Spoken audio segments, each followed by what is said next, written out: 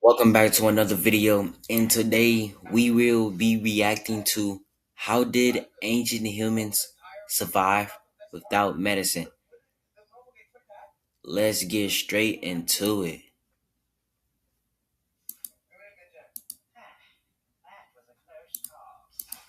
You wake up. Your throat is on fire. Your nose is running like a broken faucet. You drag yourself to the medicine cabinet, grab some ibuprofen, maybe a decongestant, and you're mostly functional by noon. Now, imagine none of that exists. No pharmacy, no doctor, no hospital 3 miles away. No Google to tell you whether your headache is a tension migraine or, according to the Okay, can y'all algorithm, see a it? very rare brain parasite. Just you. A forest, and whatever creative ideas your ancestors had about keeping themselves alive. The crazy thing is, they did survive. For hundreds of thousands of years, before antibiotics, before surgery, before literally any understanding of what a germ even was, humans lived, reproduced, built civilizations, and So basically, they had, bro, they was living in filth so much that they didn't even know what it was, or they didn't even know how to stop it. That's wild. somehow didn't just collectively drop dead the moment someone caught a cold. So how exactly did they pull that off? Before we dive in, we need to reframe how we think about ancient medicine. Because here's the trap most people fall into. They imagine ancient humans were basically us. How bad do y'all think that their sicknesses was, Like how bad, like I wanna know, how did they look when they used to get sick? Like how bad did they look? Just without the tools, like cavemen standing around going, man, I really wish I had penicillin right now. But that's not how it worked. Ancient people weren't dumb. They were incredibly observant, deeply practical, and they had something we sometimes underestimate. Thousands of years of accumulated trial and error. When you live close to nature and dying is a very real daily possibility, you pay attention. You notice which Literally. plant makes the stomach pain stop. You notice which root causes your wound to close fast. Okay, I'm saying, like, okay, yeah, they knew what plant makes stomach pain stop, but how did they know what plant? Actually, no. I think that they're lying because I think that they're lying about ancient people not having medicine back then because if they were able to heal from plants, then that means that the plants are their medicine, and then therefore they had medicine back then. They just didn't have the type of medicine we have today. Mmm. You notice that drinking from the river downstream of the dead animal is not ideal. That knowledge got passed down, generation after generation, grandmother to granddaughter, healer to apprentice. It wasn't written in textbooks, but it was stored in something equally powerful, human memory and community tradition. The Mm. result was a system of medicine that, while lacking our understanding of biology, was actually shockingly effective for many conditions. And for the conditions it couldn't handle, well, that's where things get interesting. Let's start with the most widespread tool ancient humans had: plants. This is not pseudoscience. This is not Yeah. AKA medicine, which helps them heal. woo-woo hippie stuff. Basically, we just got advanced medicine. They just had old medicine. Mmm. Am I cooking or what, bro? This is legitimate pharmacology with a prehistory stretching back at Like, is least that not 60,000 cooking? years, and we have the archaeological evidence to prove it. In 1960, a Neanderthal burial site was discovered in a cave in Iraq called Shanidar. Alright. Inside the grave, researchers found enormous concentrations of pollen from multiple plant species: yarrow, groundsel, ephedra, and others. The leading interpretation? These weren't random weeds that blew in. They were deliberately placed. And here's the kicker. And I also want to know, how did they know that the plant was dangerous or not? Like how do they know what plant to take and what plant not to eat? Like, did they have to like visually see someone take this plant and something bad happened to them, or did they have to learn like a different way? Cause no, that is wild. Out of nowhere, ancient people just know what plant not to take and what. Nah, I don't know, man. Several of those exact plants are still used in herbal medicine today. Some have been clinically studied and shown to have genuine medicinal properties. Neanderthals, doing herbal medicine, before modern humans even showed up in that part of the world. Let that sink in for a second. Once modern humans arrived on the scene, plant-based medicine exploded in sophistication. Willow bark, which contains salicin, the compound that aspirin is based on, was used across ancient Egypt, Greece, China, and indigenous North America.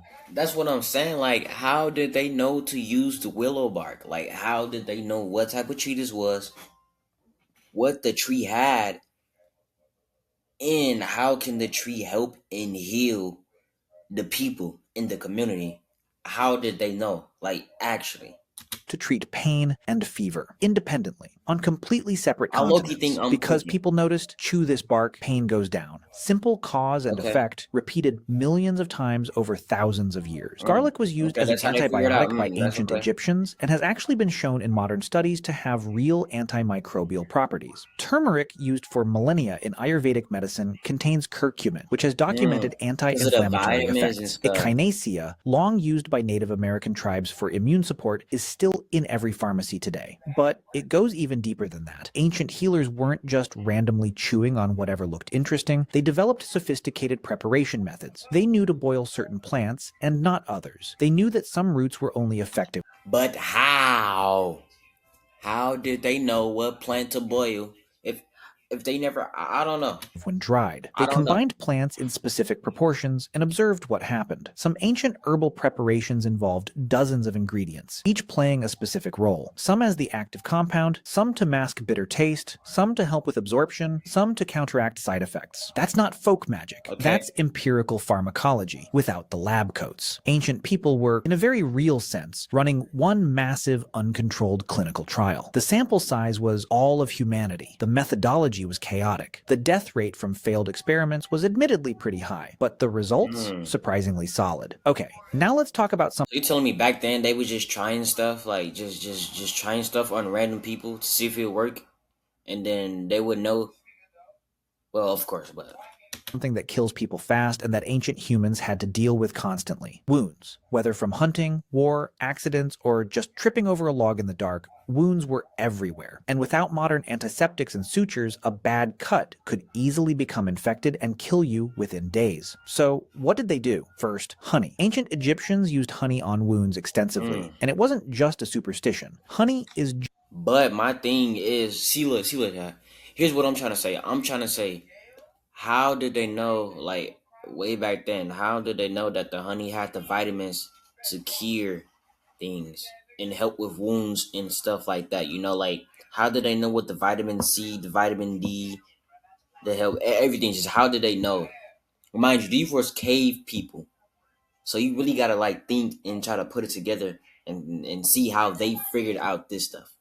Genuinely antibacterial. It has low pH, high sugar content, and releases small amounts of hydrogen peroxide, all of which create a hostile environment for bacteria. Modern medicine has actually rediscovered this. There's a medically approved honey product called Manuka honey used in clinical wound care today. The ancient Egyptians were not wrong. Second, mud and clay. Certain clays, particularly those rich in minerals like Montmorillonite, have antimicrobial properties. I Indigenous heard about cultures this across the before. globe used clay poultices on wounds. Yeah, I Again, heard about not that. wrong. Third, maggots. Okay, breathe. Okay. I know. But here's the thing.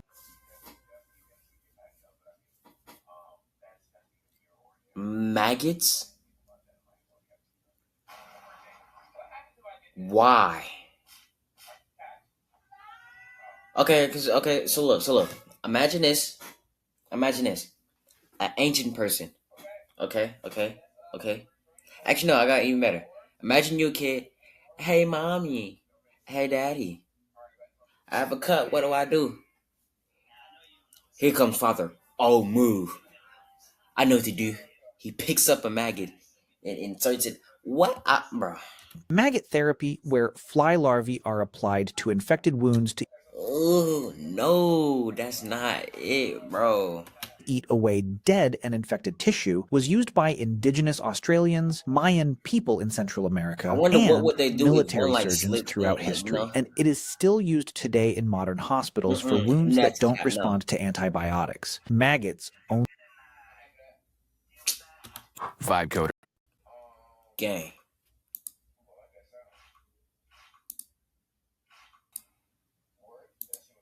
only eat dead tissue. They leave healthy tissue alone. They're actually remarkable little wound cleaning machines. Ancient people discovered this not because they were weird, but because they were observant. They noticed that wounds with maggots sometimes healed better than wounds without. Instead of screaming and running away, they filed that information away. And then there's spider webs. Multiple ancient Okay, so cultures. then I kind of understand what he's saying. They use observation basically by looking at things. Greeks, Celts, Native Americans applied spider webs directly to wounds to stop bleeding. This sounds I never, insane, but I've spider never silk heard contains it. I vitamin never heard of this, but it sounds like it could. No, I never heard of it. A spider web stopping a wound from bleeding. Come on now. K, which plays a role in blood clotting and has some antimicrobial properties. Modern researchers have actually investigated spider silk as a biomaterial for wound closure. Once again, ancient people stumbled onto something real. Honestly, it's more science than most people give them credit. It's like they just knew everything back then. Like, huh? Like, it's crazy. All of our methods that we know today came from them. Like, if you really think about it, everything that we know today came from ancient people. But the real question is, how did they figure the stuff out to be able to teach us? It's crazy. For. Here's where things start to get genuinely jaw-dropping. We have archaeological evidence of trepanation, the practice of drilling or scraping a hole in the skull, dating back over 9,000 years. And before you ask, yes, patients survived. We know this because the bones show signs of healing around the hole, meaning the patient didn't just immediately die on the operating table. Some skulls show multiple trepanation sites, meaning the same person had the procedure done more than once and walked away both times. Why did they do this? The theories include treating head injuries, relieving pressure after skull fractures, treating severe headaches or seizures, and, let's be honest, probably some spiritual reasons too. Ancient medicine and ancient religion were heavily... I wonder how bad did it hurt, bro? Like, if you think about it, you know how bad that has to hurt? And then if you really think about it, they didn't have no medicine back then. All this was just like pure, just physical, like just straight on.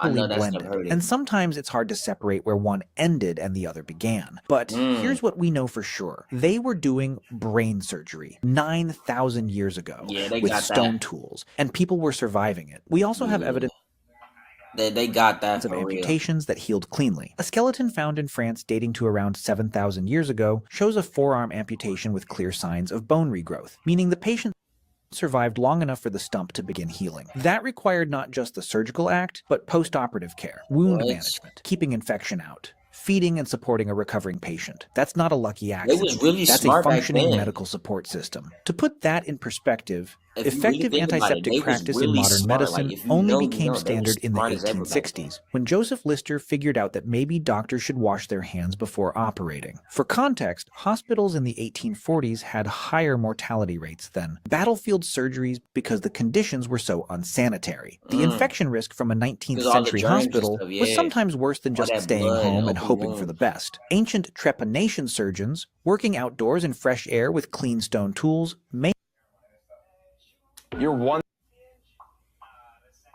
Why?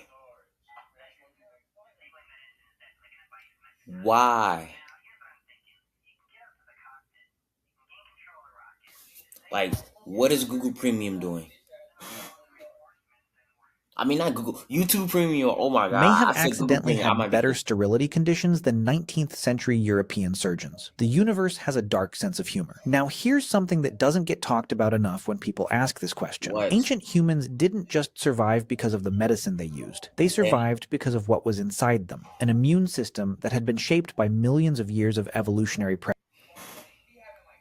into something extraordinarily capable. Here's the thing about the immune system. It learns. It adapts. The more pathogens a population is exposed to over generations, the more the survivors develop resistance. Ancient humans were exposed to an incredible diversity of pathogens from birth, constantly training their immune immune defenses. Children who survived childhood, which, yes, many did not, were often immunologically robust What? adults. There's also the concept of herd immunity without vaccines. When a disease swept through a community repeatedly over generations, the people who were genetically more resistant to it tended to survive and reproduce more. Over time, the Dang, that's population crazy. became, on average, more resistant to that particular disease. It was brutal, slow, and involved an enormous amount of death. But it worked. This is partly why the arrival of Europeans in the Americas was so catastrophically devastating to indigenous populations. It wasn't that Europeans were somehow physically They was superior, really it up was back that they then. carried diseases, smallpox, measles, influenza, that their populations had been building immunity to for centuries. Indigenous Americans had no such prior exposure, no inherited resistance. The death toll in some regions reached 90%. The flip side of this is that 90 indigenous is American wild. populations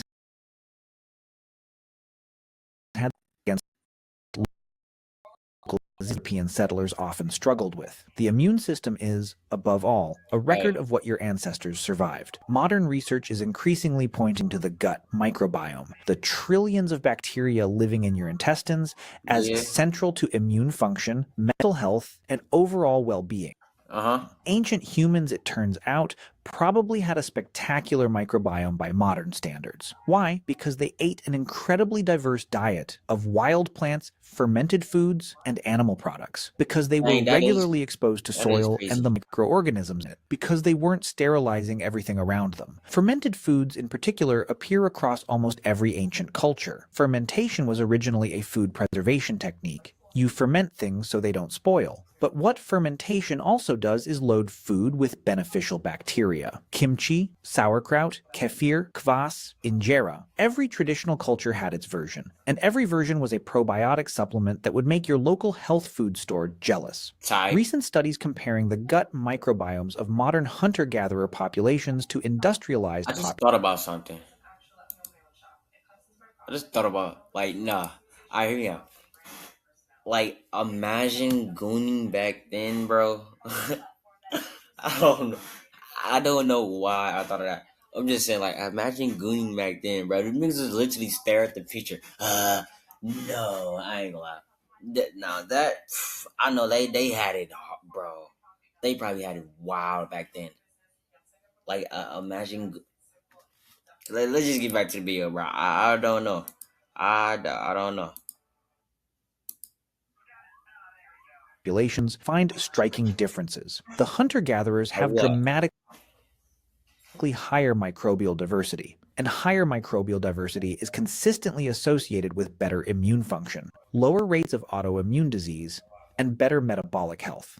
There's a growing body of research suggesting that the dramatic rise in allergies, Yeah. autoimmune diseases, and certain mental health conditions in modern industrialized societies is at least partly linked to the destruction of microbial diversity in our guts, thanks to antibiotics, ultra-processed food, chlorinated water, and our general obsession with cleanliness. Ancient Yeah. humans weren't clean. They were constantly covered in dirt and bacteria, Because and that's where that might they have been, live. in So it's some like, what could they specific possibly immunological do? senses, genuinely good for them. This is not an endorsement of not washing your Wait, hands. who created soap? No, I want to know who created soap and like who had the right materials and gathered the right things to create soap and figured out it actually worked. Like I want to know that's wild. Please wash your hands. But the relationship between dirt, microbes, and human health is a lot more complicated than clean equals good, dirty equals bad. Let's talk about something that sounds completely unscientific but actually has real scientific backing: the placebo effect. The If you what? believe you're going to get better, you often do better. This isn't mysticism. This is documented neuroscience. The placebo effect can produce measurable changes in pain perception, immune function, and recovery time. It Yeah. works even when patients know they're taking a placebo.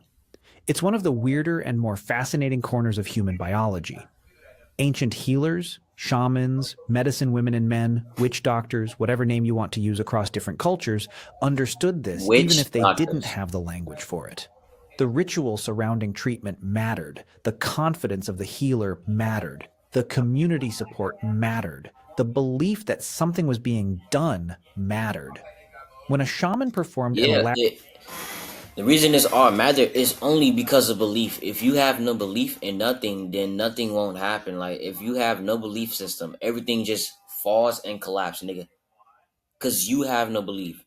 The key to life, literally, is just belief. Believe in things, but don't believe in anything though. I just cooked with that. Hold on. elaborate ceremony over a sick person involving chanting, specific plants, fire, Yo, symbols, and the visible participation of the whole community, something was happening. Yes, some of it was symbolic. Yes, the germ theory was entirely absent. oh really? But the patient's brain was receiving a powerful signal. You are being cared for. People are fighting for you. Something active is being done. We now know this signal has real physiological consequences. Cortisol drops, immune activity shifts, pain perception changes. Yeah. Today, Recovery today's excuse me. Today's just different. Like today, people don't even care for you that much. They just take you somewhere, drop you off, leave you, come back. They don't even like the care and the lack of respect and the lack of careness that we have today, and the lack of belief that people have. It's like it's so wild. Like it's hard to change. Because people they've been stuck in that mindset in that trap for so long. It's like they don't even know what to do anymore. in many cases genuinely improves. Does that mean ancient spiritual medicine was real medicine in the modern sense? I'm No. probably, yeah. But it wasn't nothing either. It was tapping into something genuine Well, in not human yeah, but biology, probably the to body's them maybe. remarkable capacity to heal itself when given the right psychological environment. Modern medicine is slowly catching up to this. Bedside manner has measurable effects on patient outcomes. Best I Social know. support improves survival rates in cancer patients. The mind-body connection, long dismissed by hard-nosed scientific medicine, is now taken seriously by serious researchers. Ancient healers got there first, accidentally, through the same process of observation and tradition that gave us willow bark and honey on wounds. Okay. Now, fairness demands we talk about the flip side. There were things ancient medicine simply could not fix.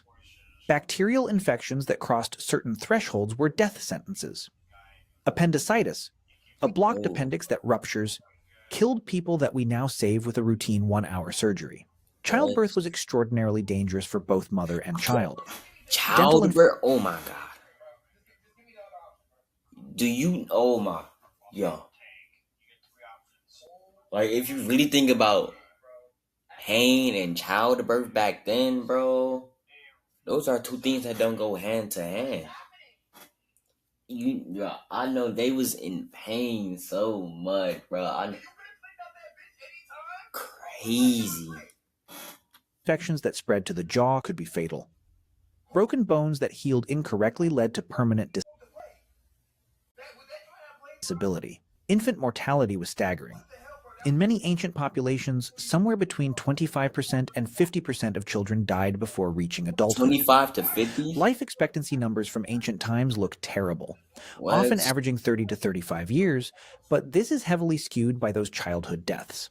If you survived childhood and didn't die in violence or childbirth, you could easily live into your 50s, 60s, or even 70s. That's There's nice. archaeological evidence of ancient humans living with severe arthritis, with healed fractures, with evidence of significant injury, living with these conditions for decades.